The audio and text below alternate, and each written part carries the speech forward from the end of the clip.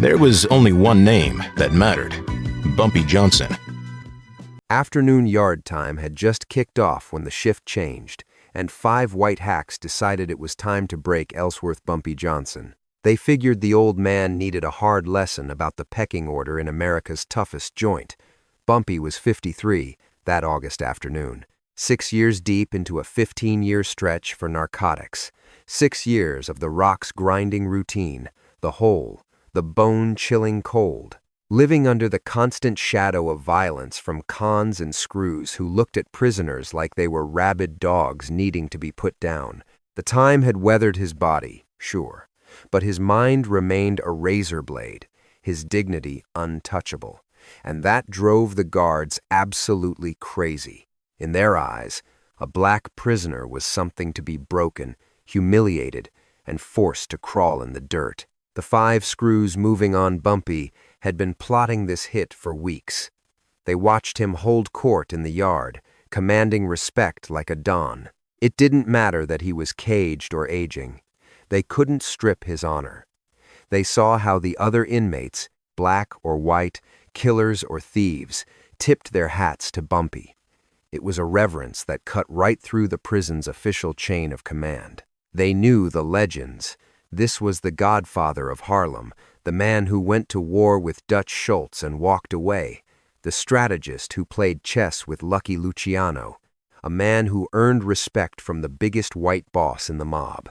But officers Michael Sullivan, Patrick O'Brien, James Morton, Richard Hayes, and Daniel Cooper, they despised everything Bumpy stood for. They hated that a black man carried himself like a king. They hated that steel bars hadn't shattered his spirit. They hated the way he walked the yard, chin up, spine stiff, locking eyes with them. It looked too much like equality. A dangerous defiance where they demanded shivering fear from any black face they saw. White power was the law here. "We're going to school that boy today," Sullivan had snarled during their sit-down 3 days back. "We drag his name through the mud. We beat him until he breaks, until he weeps, until every con in this fortress sees that Johnson is nobody, just another inmate who needs to learn his station. And when the dust settles, when he's on his knees begging, the yard will know the white guards run Alcatraz, not some washed-up gangster playing tough." The clock hit 2:47 p.m., August 14th, 1958. The hit squad marched toward Bumpy's spot. He was by the north wall, keeping it low profile with 2 other cons. Talking chess moves or literature, keeping the mind sharp, was Bumpy's war against the system's attempt to turn men into mindless beasts. Roughly 120 prisoners filled the yard. Most were minding their own business, working out, pacing the cage, but eyes started shifting. Men noticed the 5 guards cutting a path toward Bumpy with bad intentions written all over them. The air got heavy. The showdown began. Officer Sullivan got there first, planting himself like a wall in Bumpy's way. He stepped in close, aggressive, violating the personal boundary. "Move, boy," Sullivan barked, spitting the slur used to belittle grown men. Age didn't matter to a bigot. The word was a weapon, meant to reduce a man to a child, marking him as less than human. "This turf is for whites. You and your crew better step off to the other side where you belong." Bumpy just watched him, cool as ice. The yard wasn't segregated by law. Alcatraz didn't play by Southern rules. This was purely Sullivan flexing, a power play to force the old lion to submit to a hyena. It was a public spectacle, designed to showcase white dominance and black helplessness. "There's no sign saying whites only," Bumpy replied, his voice low but heavy. "No fear, just cold, hard facts. I've got the right to stand my ground. I'm not moving for your prejudice." The yard went dead silent. Every con froze, watching the sparks fly. They knew this was the tipping point. The 2 men with Bumpy, Marcus Williams and Robert Chen, stepped up like soldiers ready for war. They were ready to throw down for the old man. But Bumpy raised a hand. "Stop." He signaled them to stand down. This was his burden to carry. Sullivan's face turned a shade of crimson rage. A prisoner refusing an order? A black man speaking to him, like an equal instead of a servant. I said, "Move, boy," Sullivan screamed it now, playing to the crowd. "You move, or I make you move.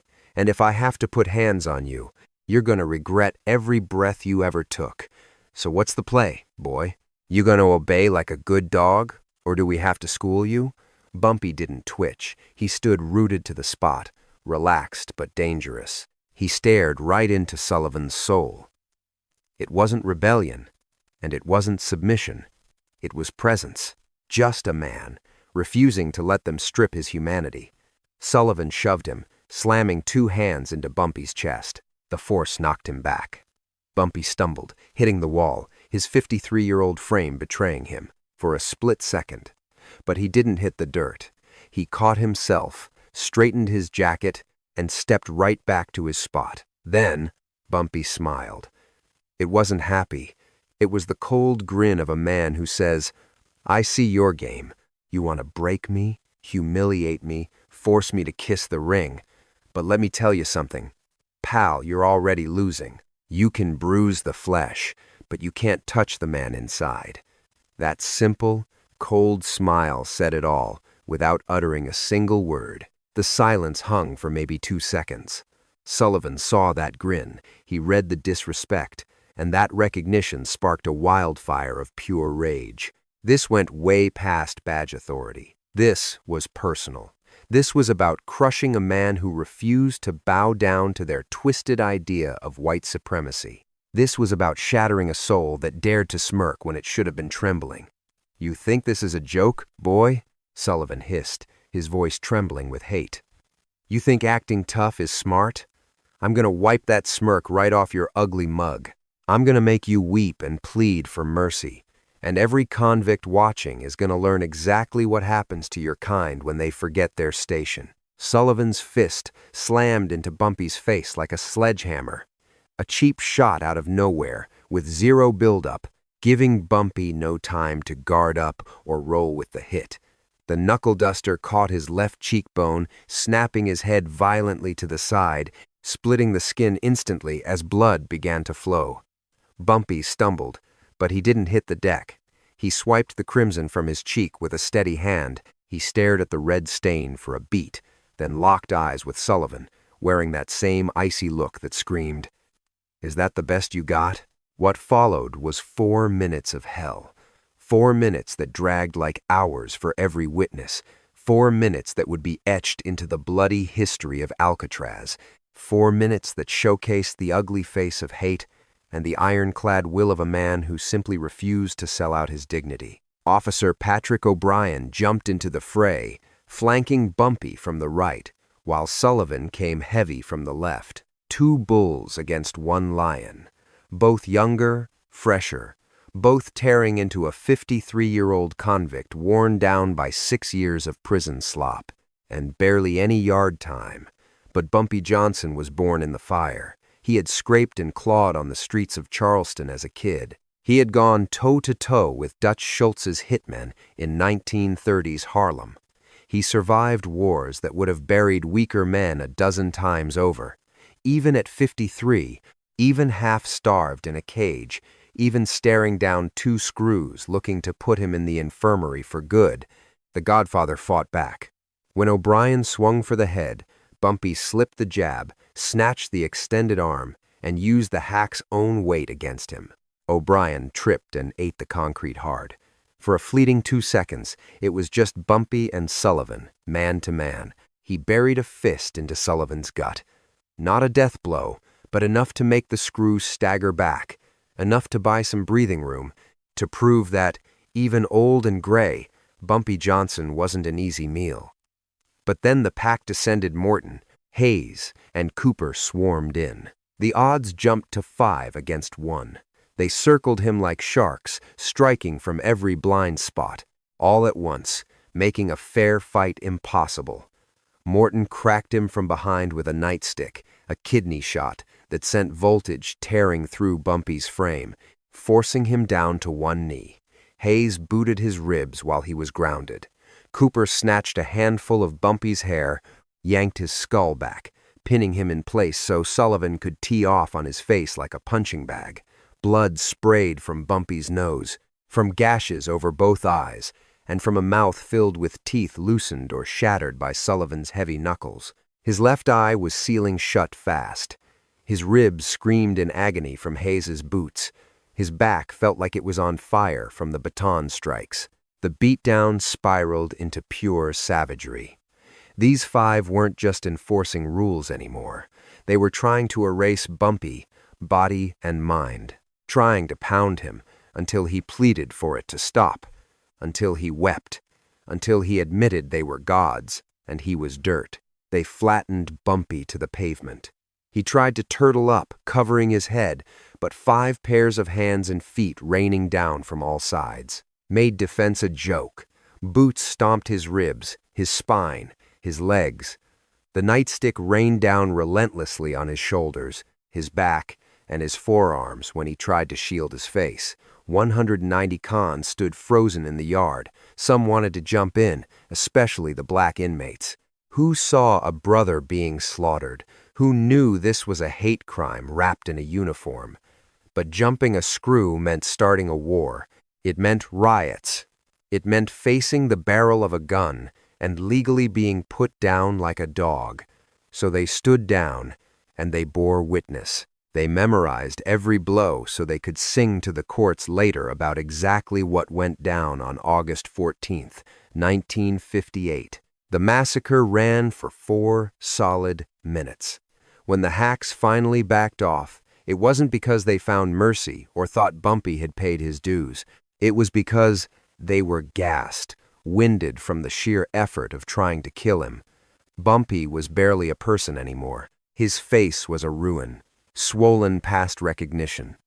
Both eyes were welded shut, painted in shades of deep purple and black. His nose was smashed, twisted at a sickening angle where the cartilage had snapped.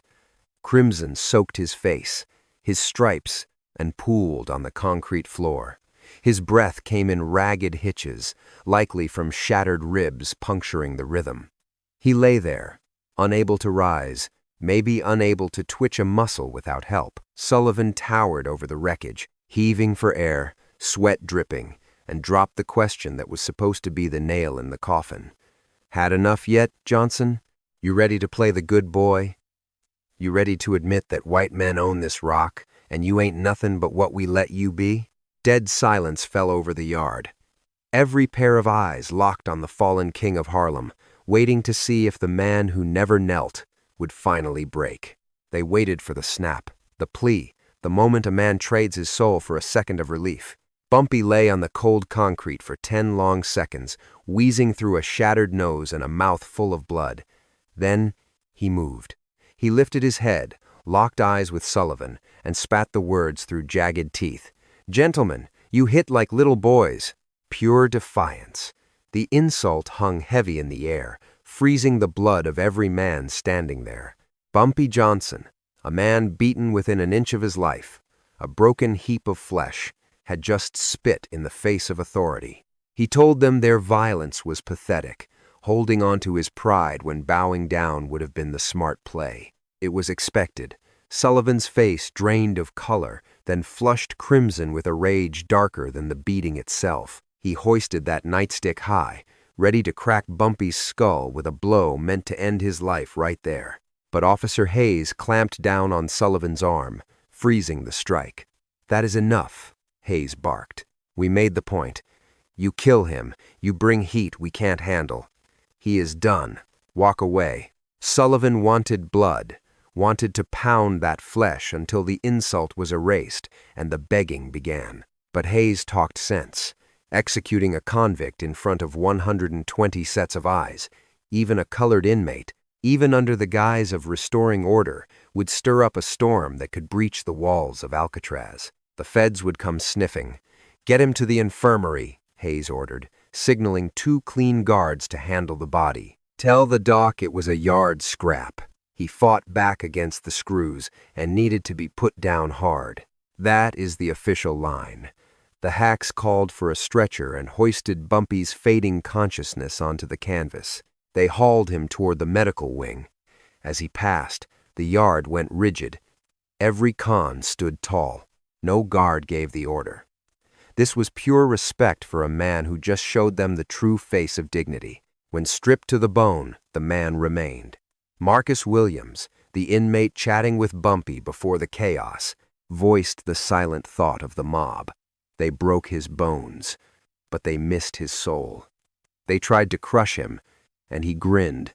That is power. The hacks think power is a heavy stick, but the real weight, the kind Bumpy carries, comes from owning yourself and never handing over the keys, no matter how hard they beat on the door. The infirmary, counting the cost. Dr. Samuel Morrison had run Alcatraz Medical for 12 long years, patching up hundreds of cons. He had seen men battered by rivals, broken from failed escapes, and those who tried to check out early, just to escape the solitude. He was numb to the blood, viewing men as meat to be stitched rather than souls to be saved. Distance was survival in a slaughterhouse like Alcatraz. But when they wheeled Bumpy Johnson through those doors, Morrison's cold shell cracked wide open. "Jesus Christ," he muttered under his breath. He stared at the ruin of a face, the canvas of blood, and the rattle in the chest that screamed of internal wreckage. "What the hell happened?" "Yard altercation," the guard recited, sticking to the script. Subject resisted efforts to restore order. Restraint was applied.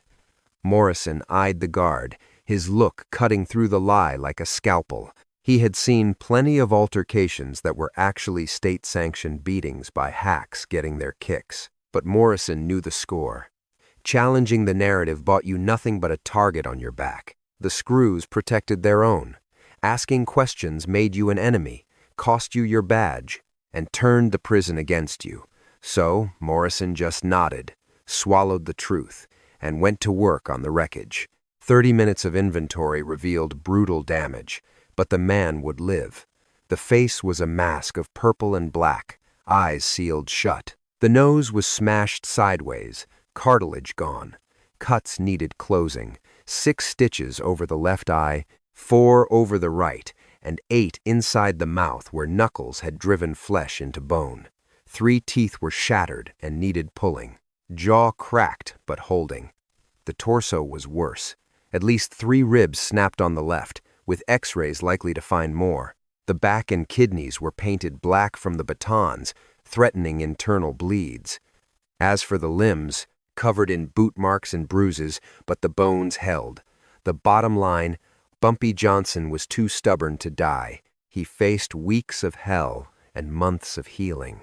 But assuming the insides didn't bleed out or rot, the flesh would knit. Morrison swabbed the gore, stitched the tears, and strapped the ribs tight. He pushed morphine, knowing it would barely dent the mountain of agony the man was climbing. Through the needle and the setting of bones, Bumpy stayed awake. He grunted when the ribs shifted, but never cried out, never begged for a break. He held on to his iron will while lesser men would have screamed the walls down. "Mr. Johnson," Morrison started, keeping it strictly professional. "When I finish stitching you up, you need to understand the gravity of this. Those broken ribs are threatening to puncture a lung. One wrong move, and the head trauma spirals. We're talking complications, concussions, bleeding inside the skull. You are grounded for a week, absolute minimum. No physical exertion, no stress. You exist, and you heal. That's the order." Bumpy tried to respond, but the shattered jaw and split lip made talking a war against gravity. He wheezed out a whisper, "How long? Until I look, right?" Morrison weighed his next words. He could sell him a dream, but he respected the man too much for cheap lies.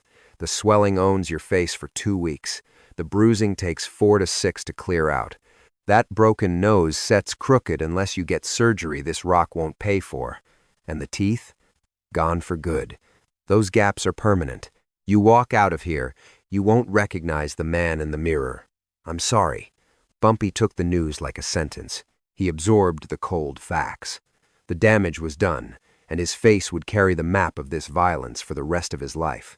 But his comeback hit Morrison hard. Scars are proof I'm still standing. I'd rather have a ruined face than a broken spirit.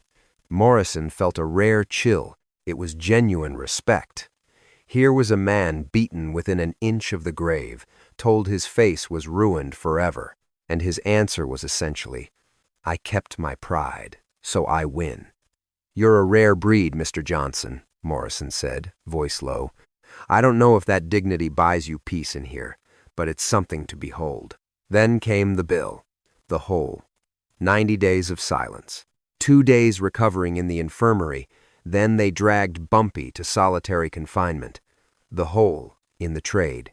His residence for the next 3 months, the price for supposedly assaulting correctional officers in the yard.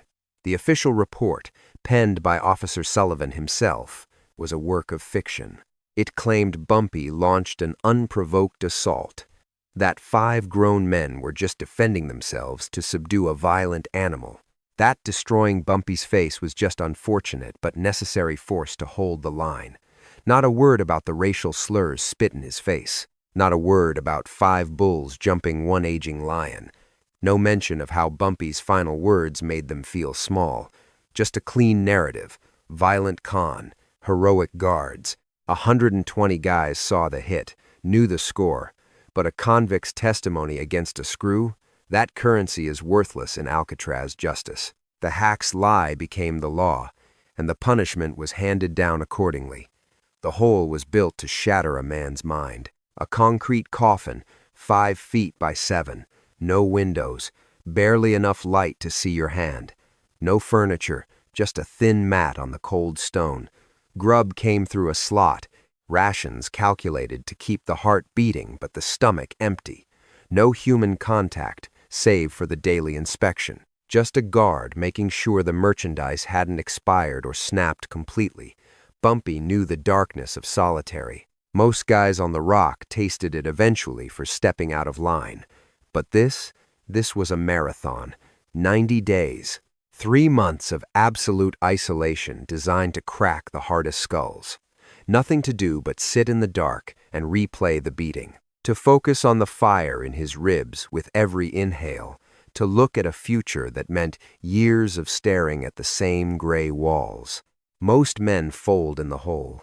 They come out babbling to ghosts, their minds turned to mush, driven mad by the silence Alcatraz weaponized. But Bumpy Johnson had spent 6 years sharpening his mind like a shiv. Building mental walls specifically to keep the madness out. He engaged those disciplines now. This 90 days wouldn't break him. It would temper him, forge him into iron. The 90 days began. Week 1. The struggle of flesh and focus. The first week was a haze of agony. Every breath was a negotiation with his broken ribs. His face felt heavy, still swollen tight, eyes glued shut, shattered teeth throbbing a rhythm that cheap medical care couldn't touch. But Bumpy used the pain. It was his anchor. If he hurt, he was alive. And if he was alive, he could outlast them. If he endured, they hadn't broken him. He set a routine immediately. Wake when the slot clattered open. Eat slow, fighting the jaw pain. Then, mental calisthenics. Keep the brain lethal. He replayed every chess match he ever sat for, visualizing the board in the dark, fixing mistakes he made years ago. He recited poetry like scripture, Langston Hughes, Dunbar, the sonnets, words he'd banked away during 6 years of study. He drifted to thoughts of Mamie, their life before the fall, the oath he swore to get back to her. These drills kept his mind orderly, stopped the slide into the abyss that claimed the weaker men, who couldn't discipline their own thoughts. Days 8 to 30, the healing and the cold analysis. By week 2, the fire in his body cooled, the ribs knitted together. The face was less of a ruin. Air filled his lungs without the stab of pain. With the body mending, he turned his full attention to the mind. Bumpy dissected the beating. He didn't just remember it, he analyzed it. Why Sullivan and his crew went that far. It wasn't just a beating. It was hate. White men trying to force a black man to accept he was less, to make him kneel. He realized his refusal to bow, his grip on his own dignity, had sparked a rage in them, because they believed black pride was impossible. But Bumpy saw the truth beneath the blood. Sullivan and his boys were weak. It took 5 heavy hitters to take down one man of 53 years. They brought nightsticks and a mob to handle a guy who stood his ground with nothing but his bare hands and his pride. And even after working him over to death's door, they didn't get the payout they wanted, crushing his will, making him crawl, forcing him to say they run the show. They think they scored, Bumpy whispered in the dark of his cage. They figure breaking bones means breaking the man, but they don't get it. This meat isn't me. This body is just a cheap suit for my mind and spirit. They can tear the suit, but they can't touch the man wearing it. I took the pot because I didn't pay up what they were demanding. My respect, my nod that they're the big shots, my okay to be treated like trash. All they got was the cheap thrill of stomping an old-timer, and that feeling fades. But my pride stays strictly business. Knowing he won the war while losing the battle, that keeping his chin up was the real win, gave Bumpy the fuel to last through weeks in the hole that would have folded guys who only count bruises. Day 31 to 60. The mind sharpens. By the 5th and 6th weeks, Bumpy had set up shop in the quiet. The dark that cracked others started feeling like a private booth, a place to think without noise, to plot without eyes on him, where he could just be himself. No need to put on a show for the screws. In that silence, Bumpy mapped out the long game. He had about 7 years on the tab, barring good behavior, and a discount for time served. 7 years until he steps back into Harlem, Miami, back to the empire he built. How's the neighborhood gonna look? What's the move when he gets out? How to fix the rackets that fell apart while he was away? These puzzles burned up the hours, keeping his eyes on the horizon instead of the cold concrete floor. He thought about the screws who worked him over, weighing the price of payback. The kid, Bumpy, the one who went toe-to-toe with Dutch Schultz, might have sworn blood, might have spent the time plotting how to make Sullivan and the crew pay for the disrespect. But the boss, hardened by 6 years on the rock and 90 days in the dark, knew revenge was bad business.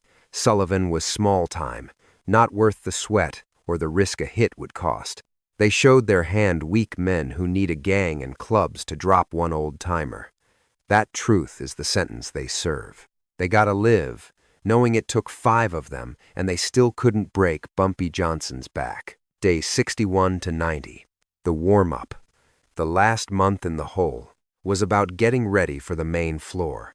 Bumpy knew the way he walked out would tell the yard who was in charge. If he came out shaking, talking to ghosts, looking like a beaten dog, then Sullivan's beatdown would have worked, killing Bumpy's name and his standing with the other cons.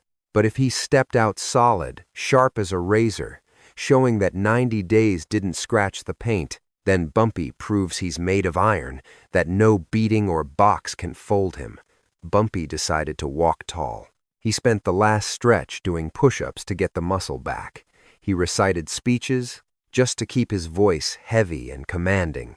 He ran through the first lines he'd drop on the yard, lines that would tell them instantly, this is the same Bumpy Johnson who went in, untouched by the hell they put him through. On day 90, November 12th, 1958, a screw cracked the door at 6, telling him his time in the box was done. He was going back to the yard, and to keep his nose clean. No wild moves like back in August. Bumpy stepped out at 6:15, eyes adjusting to the Alcatraz lights. After 90 days in the pitch black, walking with a swagger the hole couldn't steal. The comeback showed nothing changed. When Bumpy Johnson strolled into the chow hall on November 12th, the noise died. 200 cons locked eyes on the man who took a beating from 5 screws, who spit blood and insults through cracked teeth, who did the hard time and was now back, to show if the dark had taken his soul. Bumpy wore the receipt of that beating. His nose was bent, setting crooked on his face. Scars over his eyes showed where Sullivan's ring hit bone. His grin had empty spaces now. He moved a little stiff, ribs reminding him of the work they did. But his eyes? Those eyes were dead calm, sharp, calculating, showing none of the madness that the Hole usually puts in softer men. Bumpy grabbed his tray and scanned the room to pick his spot. It wasn't just a seat, it was a statement. Sitting alone says the Hole cut his ties, but sitting with his old crew tells the room business never stopped, proving 90 days didn't cost him a cent of power. To re-establish the hierarchy, Bumpy strolled to the table where Marcus Williams sat with 3 business associates, men who had broken bread with him before the violence. He placed his tray at his rightful spot and sat without asking for a blessing, breaking 90 days of silence with the cool demeanor of a don. "Gentlemen, I trust my time away didn't interrupt the morning discourse. We were weighing the presidential election before I was. Unavoidably detained. Shall we resume business?" His words were measured, sharp, and precise, proving that Bumpy recalled exactly where the talks had ceased 3 months prior, showing his mind was still a steel trap. Marcus Williams grinned like he'd hit the numbers. "Good to have you back at the table, Bumpy. We missed your insight. The sit-down on the election stands. Eisenhower's clock runs out next year. The gamble is whether the public backs another Republican or flips the coin to the Democrats. What's your read on it?" They chewed over politics with their eggs, keeping the high-level dialogue Bumpy demanded from men who valued smarts over muscle. The Yard listened in, realizing this casual chat about Washington was a declaration of power. Bumpy Johnson had walked out of 90 days in the dark with his mind sharp and his honor untouched, his crown still straight. Later, during yard time, Bumpy marched to the exact spot where Sullivan had stepped to him months ago. Inmates circled up, needing to know the secret, needing to understand how a man walks through fire and doesn't burn. "How'd you pull it off?" one con asked. 90 days in the hole without cracking up. How do you walk back in here like it was a vacation?" Bumpy weighed his answer, offering a lesson that could help them survive the life. "The dark can't break you if you know your own construction," Bumpy said. "Most guys think they are their flesh, their cash, their street cred things that can be snatched. But I know my foundation is deeper, my mind, my code, knowing who I am. Doesn't matter what they do to the shell or what they steal. Sullivan and his crew worked over my body, locked me away for a season, but they never laid a finger on the man inside. Because my nature isn't built on what's outside. It's built on guts and iron that can't be caged. If you get that, if you know your worth, regardless of the heat they bring, then nothing breaks you." The inmates soaked up the game, realizing Bumpy was teaching more than survival. He was preaching the gospel of identity and respect that worked on the street or in a cell. Meanwhile, the screws had to swallow a bitter pill. Sullivan, O'Brien, Morton, Hayes, and Cooper watched the King's return with a mix of hate, rage, and cold respect. They had stomped him near death, buried him in the hole for 3 months, threw the whole book at him, and came up empty. Bumpy walked back in without a scratch on his soul, holding court with the men, showing a mind that made their torture look like a minor nuisance instead of a death sentence. Sullivan was boiling over. He wanted to crush the man's spirit, make him beg on his knees, and prove that pride was impossible, against the system's boot. Instead, Bumpy showed them that real class is carried inside the chest, and violence can't evict it. Sullivan could only hurt the meat, but Bumpy's character was bulletproof. 3 days back in the mix, Sullivan passed Bumpy in the hall. Eyes locked Sullivan's burning with useless anger, Bumpy's cold as ice, saying without words, "You took your shot, and I'm still standing." Sullivan broke gaze first, unable to look the man he couldn't break in the eye. Later, a guard asked Sullivan if he wanted another round with Bumpy. "Let him be," Sullivan spat out. "We tried everything but a bullet, and he didn't fold." He's made of iron. Going at him again makes us look soft. 5 of us on one old-timer and he didn't crack. Walk away. That call, Sullivan's admission that Johnson was untouchable, was a bigger win than any punch Bumpy could have thrown. The screws who tried to bury him had to eat their defeat, accepting there were men whose souls were too heavy for the prison to crush.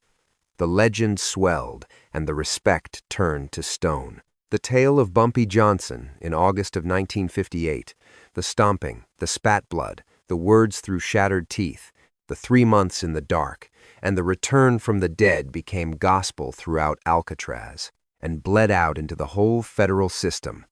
Cons whispered the story to fresh fish, passing down the code. Remember Bumpy Johnson.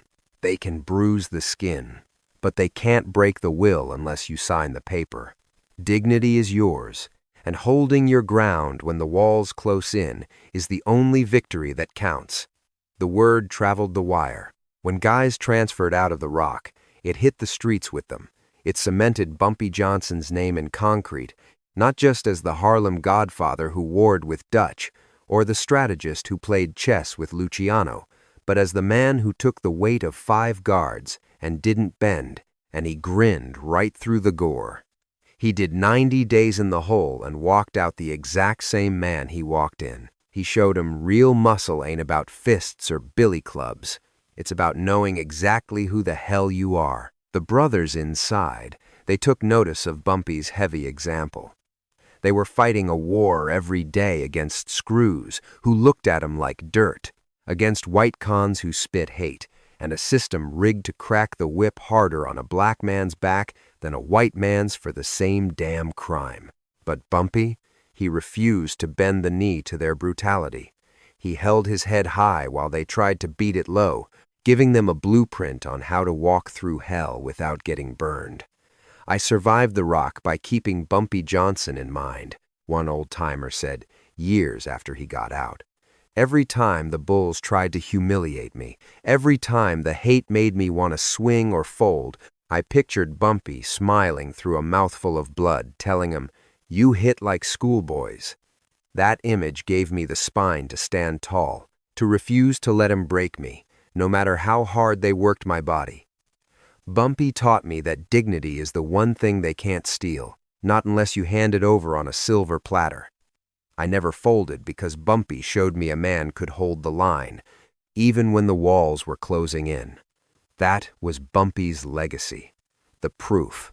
Years later, after walking out of Alcatraz in 1963, Bumpy would sometimes open up to his inner circle about that beating. The way he talked showed he knew that business went beyond just saving his own skin. That beating was designed to break my soul, Bumpy told Mamie during a sit-down.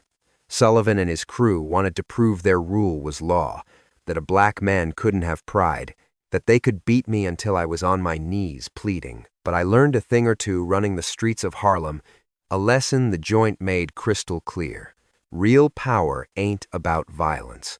It's about knowing your worth and refusing to let anybody mark down the price, no matter what they do to the package. When I grinned at 'em with my teeth kicked in, when I told 'em they hit like little girls, I wasn't playing the hero or the rebel. I was stating a cold, hard fact. They took their best shot, and I was still standing, the same man where it counted. That's the kind of power they couldn't crack, because it didn't rely on the outside world. It was inside, locked down, mine forever. Those 90 days in the hole, they could have finished me off if I valued myself on cheap things like a soft bed, friendly talk, or my rep among the other cons. But I kept my books balanced on the inside, my smarts, my guts, and knowing exactly who I was, separate from the situation. Those assets didn't depend on a screw letting me sleep easy or the other guys kissing the ring. They were mine, paid for in full. So the whole was just 90 days of lights out. Uncomfortable, sure, but not fatal. Lonely, but it didn't break the bank. When I walked out straight, I proved to myself, and every set of eyes watching, that I was exactly the man I claimed to be. A man whose spirit was untouchable by anything they could do to his flesh or his freedom. Mamie asked if the beating made Bumpy hate Sullivan and his crew. "No," Bumpy said, cold and calm. "I pity the bastards more than I hate 'em. They showed their hand, weak men who needed 5 guys to take on one and still couldn't close the deal. They proved their power only worked on skin and bone, while my power, knowing my name and standing on it no matter the pressure, was solid gold, untouched. They lost that war even though they drew first blood, and they gotta carry that failure to the grave. I carried the win, even through 90 days in the dark." Epilogue. The lesson that outlived the rock. Bumpy Johnson did another 7-year stretch at Alcatraz after the beatdown in the fall of 1958. For 7 long years, not one screw tried to lay a hand on him again. The word was out on the street. Coming at Bumpy Johnson was a waste of time. You could bruise the body, but you couldn't scratch the soul, and trying just made you look soft. When Bumpy hit the pavement in November 1963, he carried the receipts of that beating: a busted nose, scars over his eyes, missing teeth, and ribs that screamed when the temperature dropped. His face was forever changed since that August day. But Bumpy walked out with something worth more than gold: proof that he had taken the hardest hit America's toughest prison could throw. Proof that his dignity was bulletproof. Proof that knowing yourself and refusing to fold was a power that sat high above any violence or isolation cell. That proof paid dividends during his last 5 years running Harlem, when the Young Turks questioned if a 60-year-old ex-con could still hold the throne. Bumpy's presence answered them. His straight back, his cold eyes, his absolute certainty in his own weight reminded them that real power comes from the gut, not the gun. The story of the Alcatraz beatdown became a legend, spun on every corner of Harlem and beyond, teaching guys facing their own hard times to keep their chin up no matter the odds. And the bottom line? The story taught a lesson that went way past prison walls or the mob life. Dignity is an inside job. That knowing who you are is armor they can't dent, lock up, or destroy. And holding on to that truth, no matter what they do to your skin or your situation, is the ultimate win, a victory that stands tall forever while the bruises fade into ancient history. Mark the date, August 14th, 1958. The day 5 racist screws tried to break Bumpy Johnson and found out the hard way that real power comes from knowing exactly who you are and refusing to spill your guts, regardless of what anyone does to your temporary body in this temporary world.